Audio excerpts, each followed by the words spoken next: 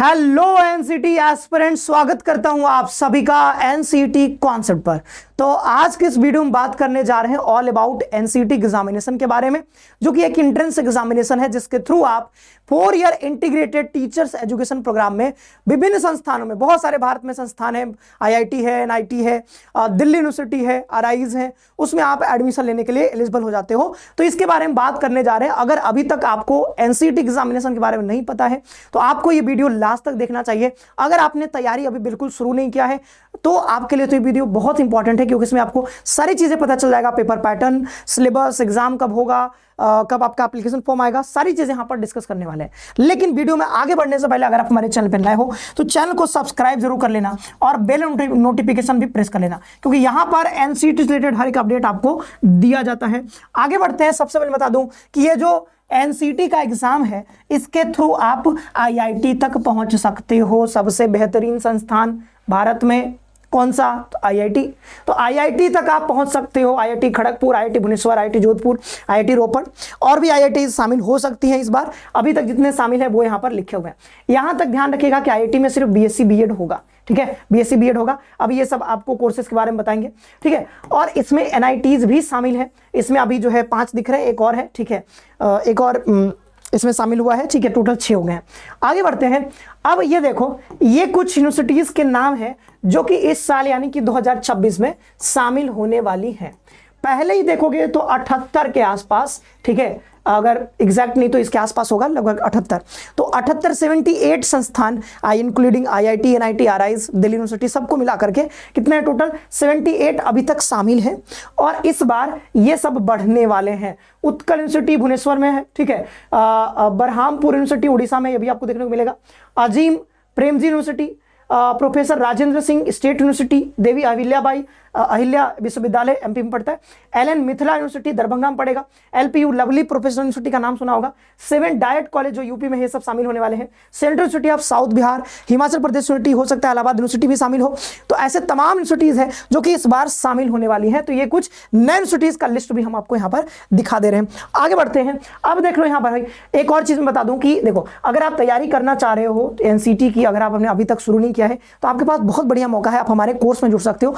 Target batch हमारा launch हो चुका है। तो टारगेट बैच में आपको सारी चीजें मिल जाएंगी, ठीक है। इसमें पूरा कोर्स आपको कंप्लीट करवाया जाएगा। लाइव लेक्चर्स आपको मिलेंगे, ठीक है, कुछ रिकॉर्डेड भी मिल सकते हैं, लेकिन मोस्ट ऑफ द क्लासेस यहां पर जो है लाइव आपको देखने को मिलेंगे।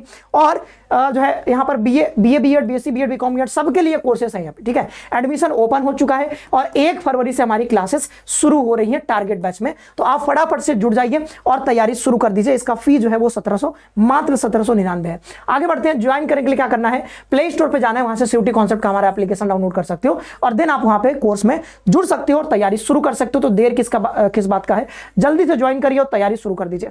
हजारों बच्चों का सिलेक्शन ऑलरेडी हो चुका है, यहां से पढ़ के आपका भी हो जाएगा, ठीक है। आगे बढ़ते हैं। अब देखो यहां पर अगला, अरे आगे बढ़ो, हाँ देखो, ये है बात कि भाई एनसीटी क्या है। एनसीटी का फुल फॉर्म होता है नेशनल कॉमन एंट्रेंस टेस्ट। मतलब क्या है कि एक एंट्रेंस टेस्ट है, यानी कि कहीं पे एंटर करने के लिए एक टेस्ट देना पड़ेगा। कहां पे एंटर? तो मतलब 4 year integrated teachers education program में एंट्री लेने के लिए। तो ये एंट्री आपको मिलेगा यहाँ से। एनटीए एग्जाम हर साल करवा रही है, 2023 से करवा रही है, और 2023 से हम लोग इस एग्जाम की तैयारी भी करवा रहे हैं।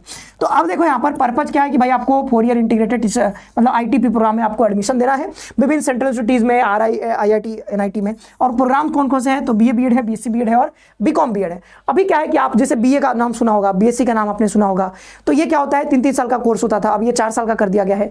लेकिन यहां पर क्या है कि 4 साल में बीए और बीएससी दोनों आपका कंप्लीट हो जाएगा, बीएससी और बीएड दोनों कंप्लीट हो जाएगा, बीकॉम और बीएड दोनों कंप्लीट हो जाएगा। मतलब कि अगर आप दूसरे जगह से करते हो तो क्या होगा कि आपको, जैसे अभी तक जो प्रोग्राम्स चल रहे हैं उसमें क्या होता है कि आप 3 साल 4 साल पढ़ते हो, उसके बाद आपको 2 साल का बीएड भी करना पड़ता है। तो टोटल आपके 5 साल लग जाते हैं, ठीक है, 3, 2, 5 मिला करके 5 साल लग जाते हैं, ठीक है। लेकिन यहाँ पे क्या है कि इस 4 साल में आपको बीएड की डिग्री भी मिल जाएगी और जो आपका यूजी यानी जो होता है यूजी का डिग्री हमारा बीए का, बीएससी का, वो भी डिग्री मिल जाएगा। तो दोनों आपका हो जाएगा। अगर आप स्पेशली टीचर बनना चाहते हो आगे चल करके तो आपके लिए कोर्स बहुत इंपॉर्टेंट है, बहुत बढ़िया कोर्स है अगर आप टीचर बनने चाह रहे हो आगे चल करके, ठीक है। तो ये आपको कोर्स ये जरूर करना चाहिए। अब देखो, ये अगर हम फॉर्म डेट के बारे में बात करें, एग्जामिनेशन डेट, तो जनरली फरवरी में आपका एप्लीकेशन फॉर्म आ जाता है।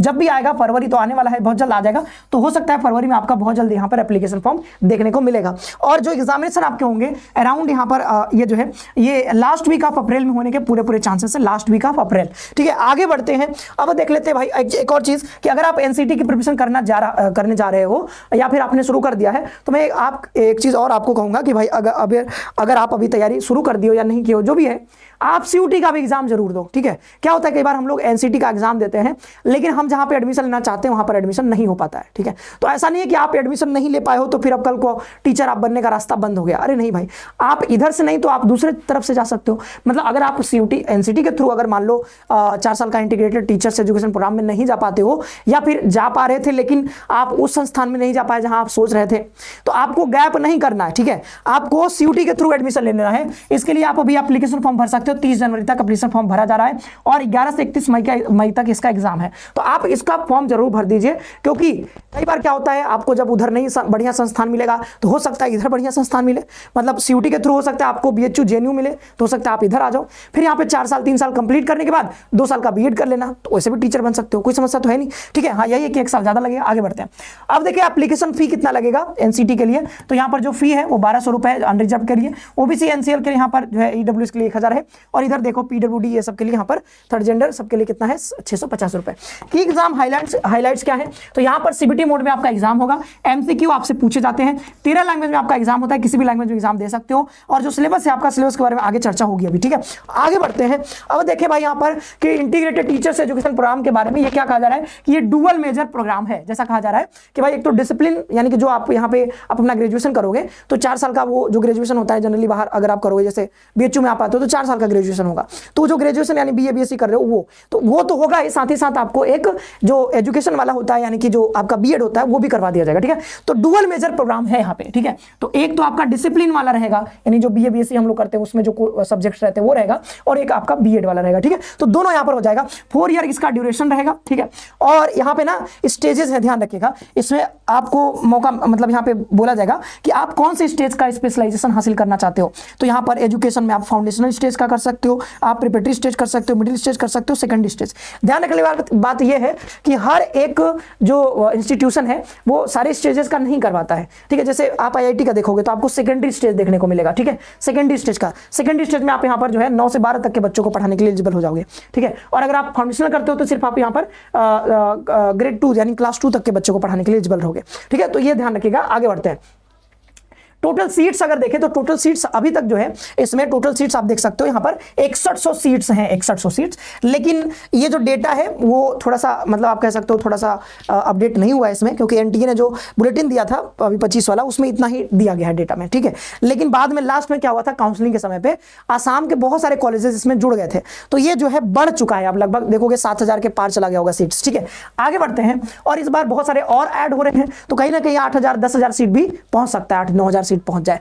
अब देखो आपका एग्जाम क्या है, सिलेबस क्या है। ठीक है, सेक्शन देखोगे 4 सेक्शन में बटा होता है। सेक्शन 1 में लैंग्वेज होता है, कोई भी 2 लैंग्वेज आपको चुनना होता है। टोटल यहाँ पे 38 लैंग्वेज है, उसमें से कोई भी 2 लैंग्वेज का आपको पेपर देना होता है। आप यहाँ पर क्या कर सकते हो, से इंग्लिश और इंग्लिश कम्युनिकेशन ले सकते हो, जिनका इंग्लिश अच्छा है। हिंदी जिनका अच्छा, हिंदी कम्युनिकेशन ले सकते हैं।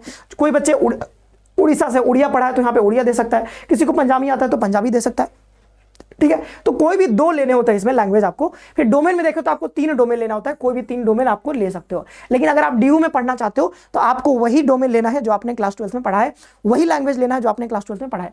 टीचिंग एप्टीट्यूड ये सबके लिए कंपलसरी होता है, टीचिंग एप्टीट्यूड और जनरल टेस्ट। तो 4 सेक्शन में बटा हुआ एग्जाम स्ट्रक्चर आप देख सकते हो। एग्जाम स्ट्रक्चर में और चीजें क्या है भाई, यहाँ पर ये सब बताया गया फिर से। ठीक है, वही चीजें हैं कि भाई आपको 2 डिफरेंट लैंग्वेज लेना होता है, 3 डोमेन स्पेसिफिक सब्जेक्ट, और यहाँ पर जो है जनरल टेस्ट सबके लिए ये कंपलसरी होता है। और इसमें जो है 25 क्वेश्चन होते हैं, 28 में से 25 बनाने होते हैं, और इसमें 20 क्वेश्चन बनाने होते हैं 23 में से टीचिंग एप्टीट्यूड में। ठीक है, और यहाँ पर क्या है, लैंग्वेज में आपको यहाँ पर देखोगे 23 क्वेश्चन बनाने होते हैं, सॉरी 23 होते हैं, उसमें से 20 आपको बनाने होते हैं, और डोमेन में 28 होते हैं जिसमें से 25 बनाने होते हैं। ठीक है, तो टोटल आप देखोगे टोटल तो 160 क्वेश्चन आपको बनाने होते हैं 181 क्वेश्चन में से, यानी कि 640 नंबर का आपका ये होता है। 640 नंबर का एक क्वेश्चन 4 नंबर का होता है, आगे अभी आ जाएगा। एक क्वेश्चन 4 नंबर का होता है। ठीक है, मैं दिखा दूं एक बार, एक क्वेश्चन 4 नंबर का होता है, कहां गया,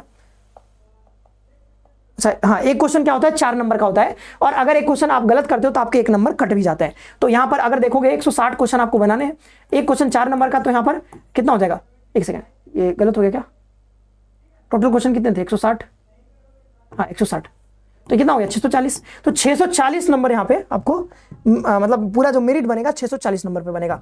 अब देख ले थोड़ा हम और सिलेबस के बारे में और चर्चा कर लेते थोड़ा, ये चीजें हम बता रहे थे यहाँ पे, ठीक है। तो वही चीजें दोबारा से लिखा हुआ है यहाँ पे कि भाई 23 में से 20 बनाना होगा, 23 में से 20 लैंग्वेज में, यहाँ पे 23 में से 20, और जनरल टेस्ट और जो डोमेन होता है उसमें 28 में से आपको 25 बनाने होते हैं, ठीक है। बाद बाकी सब में 23 में से 20 बनाना होगा।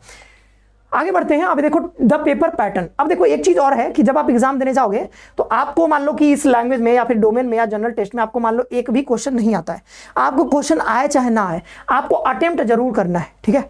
आपको क्वेश्चन आए ना आए, आपको कम से कम एक क्वेश्चन तो अटेम्प्ट जरूर करना है। अटेम्प्ट नहीं करोगे तो बहुत समस्या हो जाएगा, अटेम्प्ट बहुत जरूरी करना है, नहीं करोगे तो क्या होता है कई जगह आपको एडमिशन नहीं मिलेगा। आगे बढ़ते हैं। ये क्या है, एमसीक्यू बेस्ड है, सब पता ही है, आपने बता दिया। अब देखो एलिजिबिलिटी क्राइटेरिया क्या है, एलिजिबिलिटी क्राइटेरिया बस इतना सा है, आपको क्लास 12 अपीयरिंग हो या फिर क्लास 12 पास आउट हो, आप एग्जाम को दे सकते हो, कोई समस्या नहीं है। आगे बढ़ते हैं। अब ये देख लो सिलेबस के बारे में। सिलेबस क्या है भाई, तो सिलेबस यहां पर ध्यान रखना है कि आपको ये जो लैंग्वेज होता है, लैंग्वेज में क्या होता है, एक तो कॉम्प्रिहेंशन वाला होता है, कॉम्प्रिहेंशन पार्ट आपसे पूछा जाता है, ग्रामर पोर्शन पूछा जा सकता है, पूछा जा सकता नहीं, पूछा जाता है, ठीक है। और यहाँ पर जो लिटरेरी एप्टीट्यूड होता है, ठीक है, साहित्यिक क्षमता, यानी कई बार क्या होता है हिंदी में जैसे देखोगे तो रचनाकार वाले सवाल आ जाते हैं, ठीक है। और इसमें जो है रीडिंग कॉम्प्रिहेंशन रहेगा, लिटरेरी एप्टीट्यूड और वोकेब से सवाल आएंगे, यानी ग्रामर वोकेब वो सब पूछे जाएंगे। मतलब ग्रामर में जितनी चीज आप पढ़ते हो वो सारी चीजें, और प्लस यहाँ पे कॉम्प्रिहेंशन आ जाएगा। और लिटरेरी जो आप यहाँ पर रचनाकार पढ़ते हो, कौन सी किताब किसने लिखी है, वो सब भी यहाँ पर पूछा जाता है। और जब हम बात करते हैं कम्युनिकेशन वाले की, मतलब जो आपका एक कम्युनिकेशन था हिंदी कम्युनिकेशन, तो उसमें क्या होता है, उसमें थोड़ा सा मतलब डिफरेंट है। बाकी देखोगे तो लगभग 80-85% सिलेबस सेम ही रहता है। जैसे हिंदी जो है, तो हिंदी का जो सिलेबस है और हिंदी कम्युनिकेशन का सिलेबस है, दोनों का 85% सिलेबस मैच करता है। तो अगर आप हिंदी पढ़ रहे हो बढ़िया से, तो हिंदी कम्युनिकेशन की भी पूरी तैयारी आपकी हो जाएगी, बस थोड़ा सा आपको एक्स्ट्रा एफर्ट देना पड़ेगा, कुछ चीज़ आपको अलग से पढ़नी पड़ेगी, ठीक है। उसमें थोड़ा होता है टीवी मीडिया, ये सब थोड़ा पूछा जाता है, तो वो आपको थोड़ा सा अलग से पढ़ना पड़ेगा, ठीक है। तो ये हो गया हमारा सिलेबस लैंग्वेज का। डोमेन के लिए तो कुछ करना ही नहीं है, बस आपको क्लास 12 का एनसीईआरटी पढ़ना है, बस आंख बंद करके वही पढ़ना है, उससे बाहर कोई सवाल नहीं आएगा, ठीक है। आगे बढ़े। अब देख लें यहाँ पर हम जनरल टेस्ट का। तो जनरल टेस्ट में आपको सामान्य ज्ञान, करंट अफेयर पूछा जाएगा, रीजनिंग, मैथ्स, ये सब पूछा जाता है। तो रीजनिंग हो गया, मैथ हो गया, करंट अफेयर हो गया, जीके जीएस, ये सारी चीजें पूछी जाएंगी। तो ये आप हमारे रफ्तार सीरीज में भी जुड़ करके ये सारा तैयारी कर सकते हो, ठीक है। रफ्तार सीरीज में और जीके जीएस करंट अफेयर के लिए आप सारे के जो है रजनीश टाइम्स जो होता है उसमें जुड़ करके आप तैयारी कर सकते हो, ठीक है। टीचिंग एप्टीट्यूड जो है, टीचिंग एप्टीट्यूड के लिए विकास सर पढ़ाई रहे आपको, ठीक है। तो इसमें ये सब सिलेबस है, आपको बढ़िया से पढ़ना पड़ेगा। इसका कोई किताब वैसे तो जनरली नहीं, मार्केट में बहुत किताब तो अवेलेबल नहीं है। विकास सर ने एक जो है बुक बनाया है, ठीक है, ई बुक है। तो ये ई बुक से आपका जो है लगभग सारा कंटेंट कवर हो जाता है, और सर पढ़ा भी रहे हैं बहुत बढ़िया से। तो यूट्यूब पे भी क्लास चलती है इनकी, मैं अगर गलत नहीं हूं तो फ्राइडे और सैटरडे को चलता है शाम 5 बजे। तो उसमें आप जुड़ करके इसको भी तैयार कर सकते हो। और नहीं तो आप हमारे टारगेट बैच में सिर्फ 1799 है भाई, सिर्फ 1799, और 1799 पूरा सिलेबस, इतना सारा सब्जेक्ट हम लोग पढ़ा रहे हैं सिर्फ 1799 में, ठीक है, सिर्फ 1700। आजकल तो मतलब आप देखोगे, आप अगर कहीं जा रहे हो कोचिंग करने, तो अगर एक सब्जेक्ट भी पढ़ोगे, अगर ऑफलाइन है, तो ऑनलाइन है तो हम लोग इतना जो है कॉस्ट कम है, ठीक है। लेकिन अगर ऑफलाइन जाओगे आप, तो जाहिर सी बात है एक सब्जेक्ट भी आप पढ़ते हो तो कहीं ना कहीं पर मंथ आपको 500, 700, 1000 रुपए तक आपको देने पड़ते हैं, ठीक है। यहाँ पर तो इतने सारे सब्जेक्ट, टोटल 7 सब्जेक्ट हैं आपके, और 7 सब्जेक्ट टोटल सिर्फ 1799 में, और सब हम लोग कवर करवा देंगे आपको, ठीक है, पूरा सिलेबस कवर होगा। तो ये जो है आप मतलब अगर देखोगे तो पर सब्जेक्ट बहुत कम पड़ेगा, और पर मंथ भी देखोगे तो बहुत कम पड़ेगा आपको, ठीक है। पर सब्जेक्ट पर मंथ मार्क दोगे, बहुत कम आपका फी आएगा। अब देखो मार्किंग स्कीम यहाँ पर हमने आपको दिखा दिया। अब यहाँ पर क्या है, टारगेट बैच, ठीक है। तो टारगेट बैच में आप जुड़ करके हमारे साथ तैयारी करो, ठीक है। इसमें पूरी तैयारी आपको करवाई जाएगी, कोई डाउट नहीं, कोई समस्या नहीं। अगर कोई समस्या है तो आप यहाँ पे, अगर कोर्स को लेकर के कोई समस्या है, ज्यादा जानकारी चाहते हो, तो आप दिए गए नंबर पर कॉल कर लेना। 96 नीचे आपको नंबर दिख रहा होगा, ठीक है।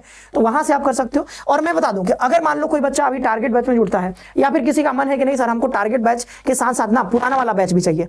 ये पुराना बैच में क्या होता है कि पुराना बैच में बहुत कॉम्प्रिहेंसिव तरीके से सारी चीजें पढ़ाई गई हैं, तो किसी बच्चे को टाइम अगर रहता है, मिलता है, तो वो उसका भी लेक्चर देख सकता है। तो अगर आप चाहते हो तो आप हमारे पुराने बैच में भी जुड़ सकते हो, जिसका नाम है श्योर सिलेक्शन बैच, जो अभी चल रहा है, ठीक है। और ये लगभग समाप्त होने वाला है, मेरा कुछ बचा हुआ है मैथ्स का पोर्शन, बाद बाकी सब समाप्त हो गया, ठीक है। तो श्योर सिलेक्शन बैच में यहाँ पर ये जो है आप जुड़ करके पढ़ाई कर सकते हो। इसमें आपको रिकॉर्डेड लेक्चर जो पीछे के हैं वो सारी चीजें मिल जाएंगी आपको। और साथ ही साथ मैं बता दूं कि ये आप जब ये कोर्स ज्वाइन करोगे तो आपको ये टारगेट बैच फ्री में दिया जाएगा। तो आपको अलग से टारगेट बैच के लिए ये फिर पेमेंट नहीं करना पड़ेगा। आपको बस क्या करना है, श्योर सिलेक्शन अभी अगर ज्वाइन करना चाहते हो तो इस श्योर सिलेक्शन में आप जुड़ सकते हो। और जुड़ने के बाद क्या है, ये जो टारगेट बैच जो हमारे 1 फरवरी से शुरू हो रहा है, इसका सारा कंटेंट, सारा लेक्चर आपको मिलेगा, फ्री में मिलेगा, इसके लिए अलग से कुछ चार्ज नहीं लगेगा। हमारे किसी भी कोर्स में अगर कोई बच्चा जुड़ता है तो हमने भाई ये नियम बनाया कि किसी भी कोर्स में आप जुड़ोगे तो जितने आने वाले जो कोर्स हैं वो सब आपको फ्री में देंगे, ठीक है, सब आपको फ्री में देंगे, ठीक है। कोई आपको अलग से दोबारा से पैसा नहीं कि भाई एक बार हम टेस्ट सीरीज लॉन्च कर रहे हैं उसका अलग से पैसा ले रहे हैं, हम एक बार ई बुक लॉन्च कर रहे हैं तो उसका अलग से पैसा ले रहे हैं, ठीक है, हम एक बार जो है दूसरा कोर्स ला रहे हैं, क्रैश कोर्स ला रहे हैं तो उसका अलग से पैसा ले रहे हैं, वो सब नहीं होगा। एक बार जब पैसा देते हो आगे जितना चीजें आएंगी वो सब आपको इसी में इंक्लूडेड, सब फ्री में रहेगा, ठीक है।